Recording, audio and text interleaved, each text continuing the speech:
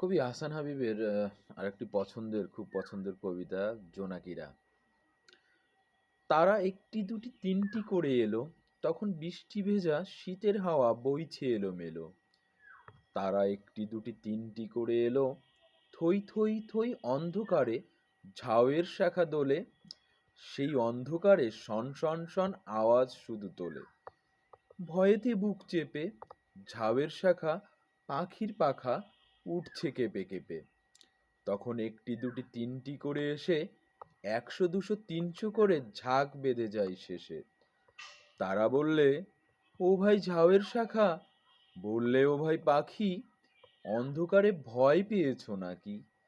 যখন বললে তখন পাতার ফাঁকে কি যেন চমকালো। অবাক অবাক চোখের চাওয়ায় একটুখানি আলো যখন ছড়িয়ে গেল ডালপালাতে সবাই দলে দলে, তখন ঝাউয়ের শাখায় পাখির পাখায় হিরে মানিক জ্বলে। তখন থমকে দাঁড়ায় শীতের হাওয়া, চমকে গিয়ে বলে, তোমরা এলে কারা? তোমরা কি ভাই নীল আকাশের তারা?